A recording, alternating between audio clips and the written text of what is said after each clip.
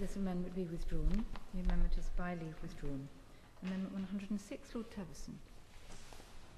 Lords, this amendment, and indeed the next one, involves particularly the Electricity Act of 1989, which I've not read at all, but I've not once yet come across the word decarbonisation within it. So it shows perhaps how we've moved on forwards or backwards, how one looks at it over the years. What this amendment specifically relates to is a decision made only a few weeks ago around the Viking energy company that were looking to obtain a consent under Section 36 of that 1989 Act for a wind farm in Shetland. And there was a judicial review called on that decision, and that was upheld by the outer house of the Court of Session. And what it has done is to do one thing that this energy bill is trying to prevent, which is increasing uncertainty in terms of investors, because what that decision actually did was to change completely the view within Scotland of what is needed to obtain that Section 36 consent for a major power project over 50 megawatts to actually go ahead. And what the judgment suggested, in fact laid down, was that those people that were applying needed a generation licence or a generating licence already before they obtained that consent. And indeed, that is not always the case, and I would put forward that it shouldn't necessarily be the case. The way that these schemes tend to work is that there will be joint ventures or companies set up made up of often generating companies that already have licences. In this case, Southern and Scottish Energy were one of the major shareholders of the of Viking, and they go ahead and they try to obtain their Section 36 permission for the generating station, or whether it be wind power or it could be any form of power, to go ahead. But clearly there has to be a licence to operate before that project can actually go ahead and operate and generate electricity. So there is no problem in terms of that organisation that gets the consent being competent and being able to move forward. Indeed, if they weren't, given the amount of money and investment that's required for these projects over 50 megawatts, in this case some a third of a gigawatt, then clearly there would be no financial backing if those organisations were not to be seen as competent. So what this decision has done, north of the border, is to put a great deal of uncertainty into the system, has made the progress towards investment in power generation far more difficult.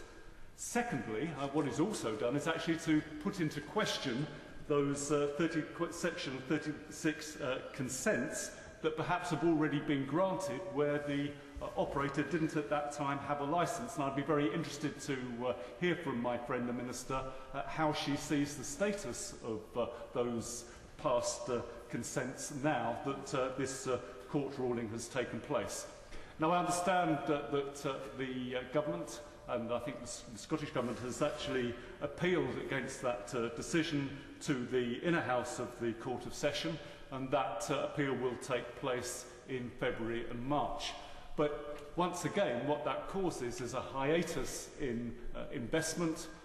It means that there is great uncertainty in terms of future investments in power within the UK, that important part of the United Kingdom, particularly in terms of renewables, and therefore I have brought this amendment forward to make clarity and to make sure that what was always thought to be the case in terms of how this system operates actually is reinstated. I should add that within England and Wales this is not an issue, as I understand it, because there has been consequent legislation, either primary or secondary, since the Electricity Act of 1989, and south of the border the position is quite clear. I beg to move. after clause 141, insert the new clause printed on the marshalled list.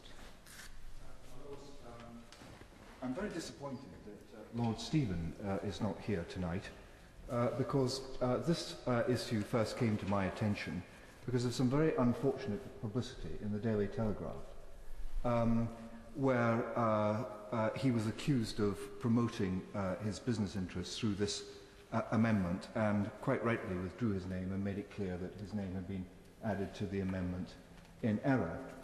But I do think there are some aspects of this thing which... Sorry, if my noble friend would allow me to intervene, can I absolutely endorse that and make it quite clear that Lord Stephen's name was added to this amendment completely by error and without his permission at the time, and I apologise for interrupting my noble friend's contribution. But there, whatever one's views on wind farms, and I confess I'm not an enthusiast for them, it is absolutely essential that the process by which permissions are given and projects are undertaken are seen to be fair and take account of all objections and environmental and other interests. And this particular example is, yes, it's about a particular wind farm development in some respects, but it's also about the rule of law and our attitudes to the rule of law. I mean, the fact of the matter is that this whole saga arose because of the Viking project in Shetland, which is over 100 turbines, where there was considerable local opposition. The project is being promoted by the Shetland Islands Trust, which has got the oil money, where most of the trustees, or a large number of the trustees, are councillors in Shetland, together with Scottish and Southern electricity. They are the people who are promoting this project. There was very considerable opposition locally to this project, but the council decided that they were not conflicted, even though the Shetland Trust was a party to the development, and as a result there was no public inquiry. The Scottish ministers in the Scottish government gave the project the go-ahead. Now, some local opposition sought a judicial review of that decision, which went to the Court of Session, which is the equivalent to the High Court in England. And former law officer, Linda Clark,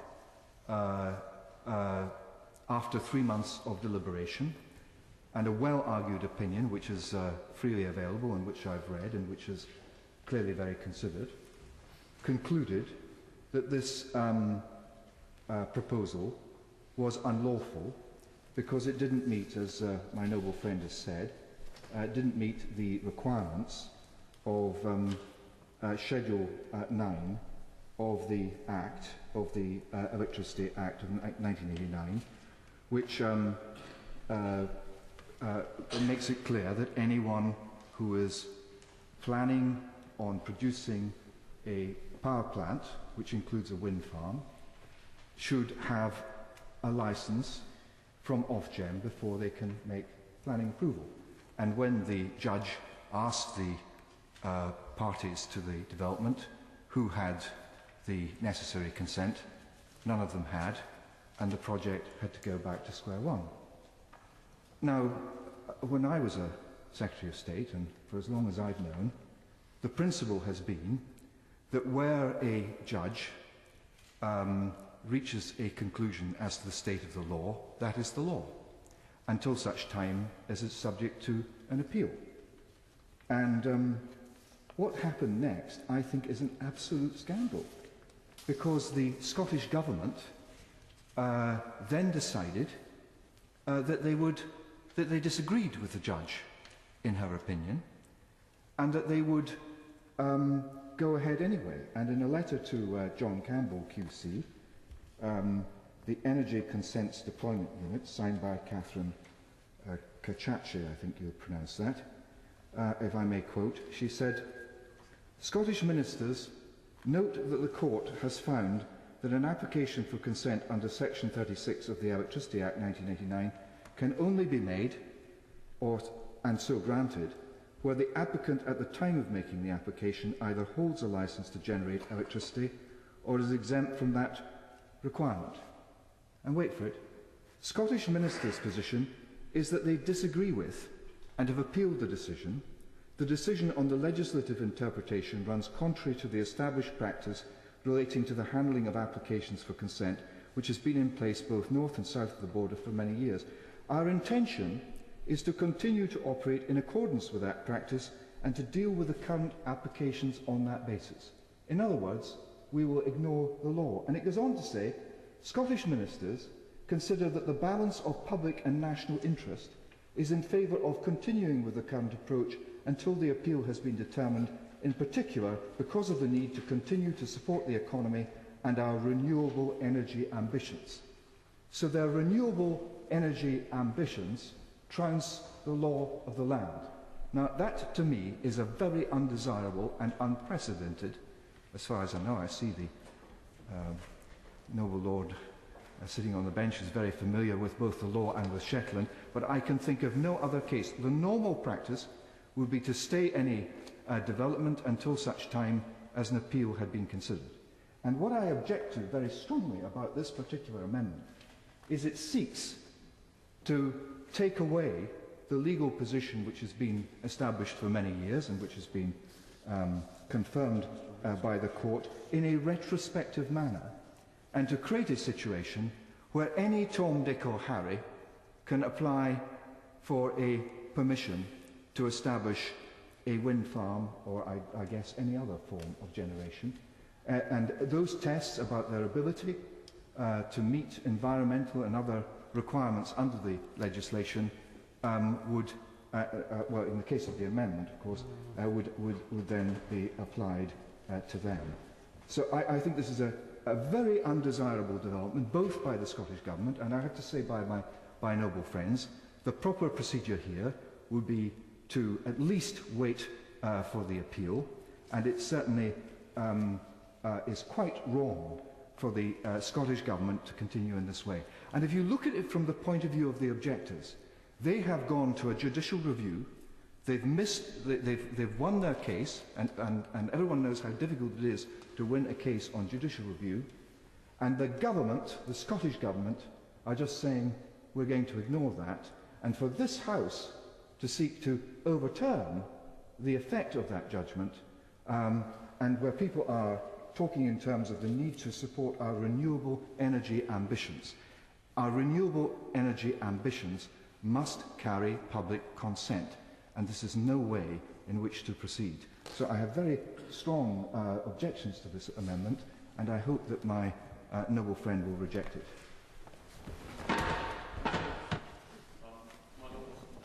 Earlier this evening, I found myself in agreement with Lord Forsyth about transparency. I feel even more strongly about this issue. It does seem to me that we are challenging the rule of law. Now, I know a lot of people in this country feel that their ability to object to something is often overruled by big business, by large amounts of money, and that they don't really have a voice. The government itself promoted a localism bill, which I think is often in conflict with what it wishes to see in terms of energy generation. But it does seem to me that Lord Teverson mentioned that, of course, and this is an argument that planners are always throwing back at objectors. Well, they wouldn't do it if it didn't make sense, if they didn't know what they were doing. I repeat, Mammon has a role to play here. The objectors must be allowed to put their point of view. And if you're now going to insult them by saying, we're even going to take judicial review and the law away from you, where does that leave them? My Lord, it's some little time since I did applications for power stations in Scotland. I think the last one was about 35 years ago. But I think I do have some understanding of the way in which these matters were approached. As your lordships know, in order to generate, transmit or supply electricity, you must have a license. And there's a pretty good reason for that. Now, Section 36, which my noble friend mentioned, provides for an application for consent to construct, operate a power station. And of course, a wind farm is a generation system which amounts to a power station. In order to operate that, you must have a license or else have an exemption from a license, usually because the power station that you're wanting to operate is very small. But you must either have a license or be exempt from the license. Now, it doesn't seem very strange to require that as a condition for applying for a station, because it would seem a little odd that the relevant authorities could grant consent for a station if you weren't authorised to operate it. You know, it could happen, I suppose, but it seems a little unlikely. And therefore, it's not at all surprising that it's assumed in the definition of the conditions for consent that would be so.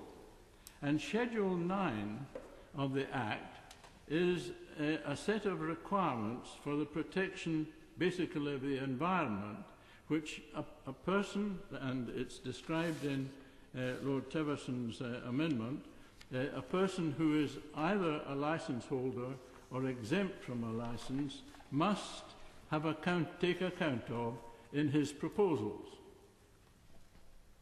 Well, it's pretty obvious that the proposals are the proposals for the construction of a generating station, and therefore that you would be a person who would have a licence to operate the generating station if, in fact, it is agreed to and consented to by the relevant authority.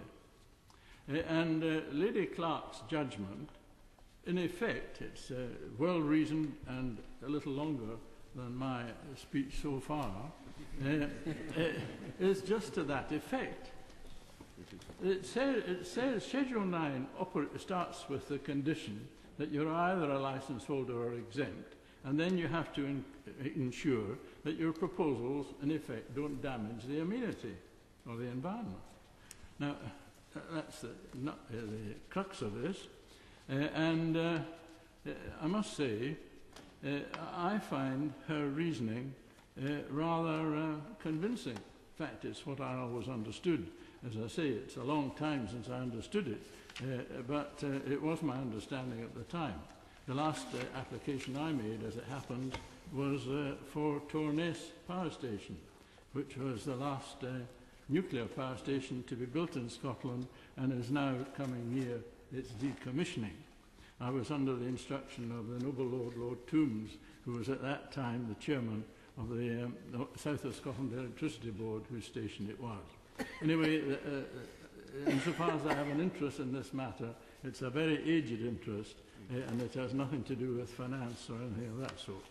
My Lords, in my submission, at the moment anyway, it seems to me that what Lady Clark, who was a law officer in the last government, has decided, it appears to me to be right.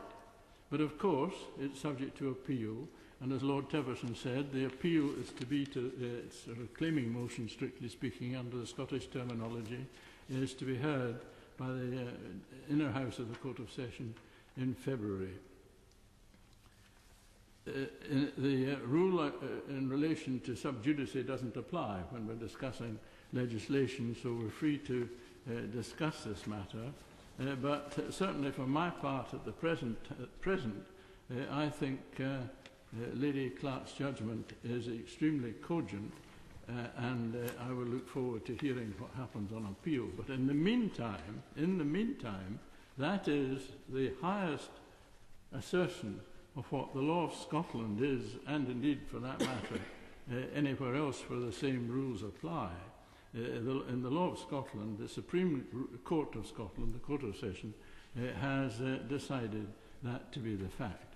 And therefore I would think it highly undesirable for this House to alter that position at this moment.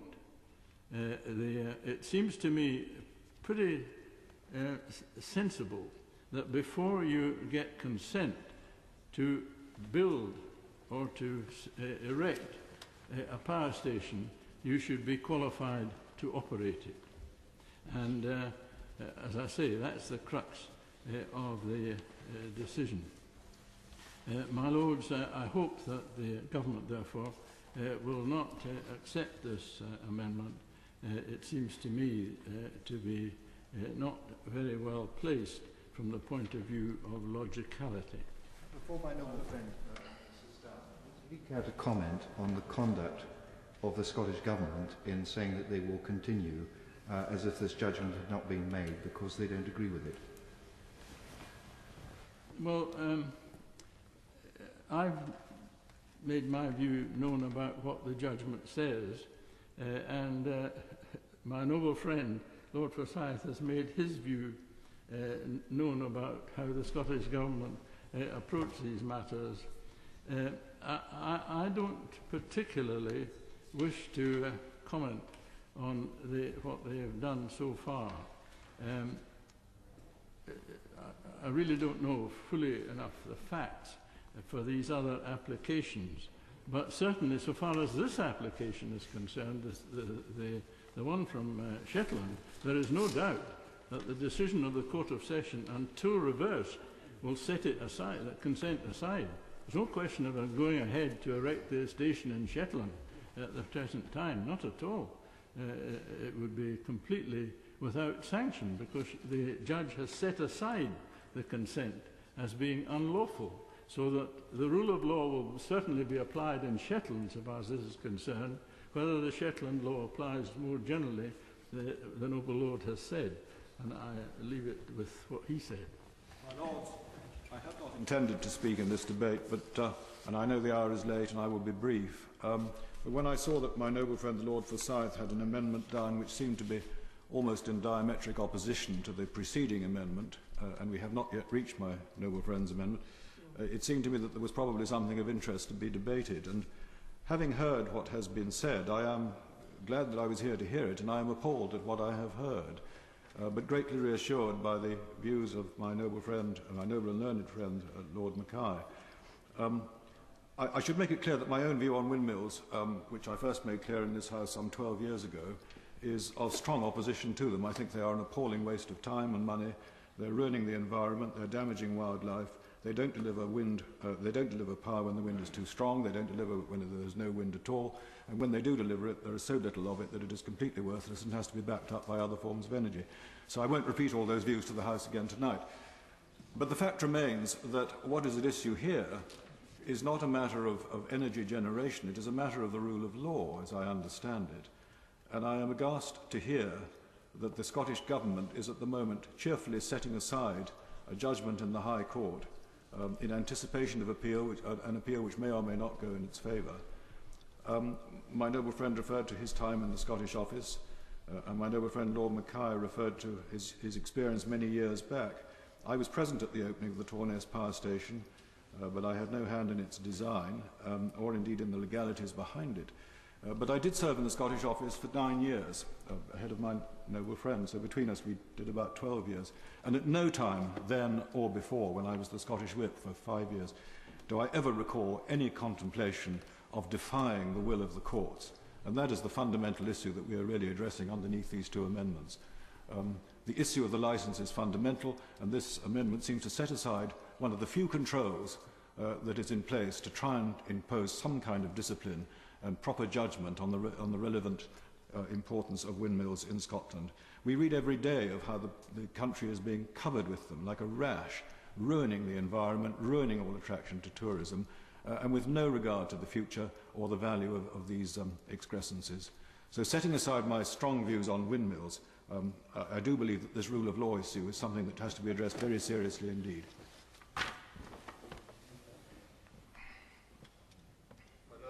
Going to leave this one to the government. My Lords, may I start by thanking the Noble Lord Teverson and the Noble Lord Roper for this amendment, and I would also like to thank my noble friends for their contributions, especially to the noble and learned Lord, my noble friend Lord Mackay, because he did lay out very clearly the position of law without referring to windmills or any other type of energy source. My Lords, the judgment referred in the amendment, the judgment referring to the planning consent under Section 36 of the Electricity Act 1989 can only be made when the applicant, as my noble friend Lord Teverson has laid out, at the time of making the application holds a licence to generate electricity under the Act or holds an exemption from this requirement. My Lords, this judgment is currently being appealed, and we are, of course, monitoring the position carefully.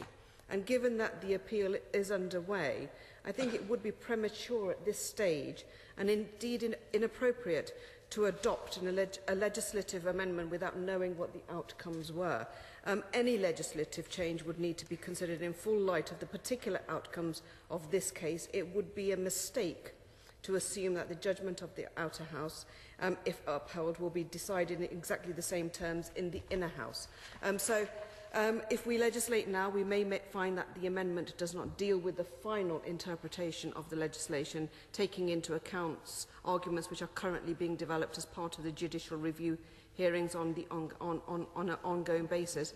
My Lord, in the event that this decision is upheld on terms equivalent to Lady Clark's original opinion, we will, of course, work with the Scottish Government to review the situation. But for those reasons, my Lords, I ask my noble friend to withdraw his amendment. Before my noble friend sits down, could I ask her if she agrees with the position of Scottish ministers that they should continue with their current approach until the appeal has been determined, or does she take the view that there should be a stay on these matters until the law is clarified?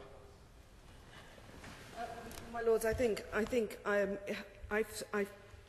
that standing here, I would just consider just saying the words that I've said, and that is really let us wait and see what the outcome of the appeal is. My Lords, this was, in effect, rather more a probing amendment at this time, given the situation has arisen. I'm very grateful for noble Lords for having made their contributions. Let me first of all just say, I don't wish to retain the House on this for too long, but one is that this is nothing at all about retrospection.